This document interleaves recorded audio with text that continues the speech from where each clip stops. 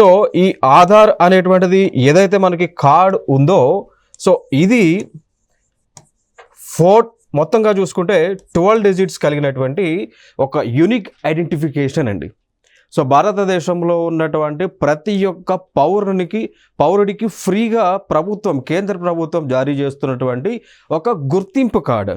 So దీనిలో టోటల్గా తీసుకుంటే మనకి 12 డిజిట్స్ అనేటువంటివి ఉండటం జరిగింది. ఓకే, సో అయితే దీనిని మనం దేనికోసం వాడుతూ ఉన్నాం? ఐడెంటిటీ పర్పస్ మాత్రమే వాడుతూ ఉన్నాం.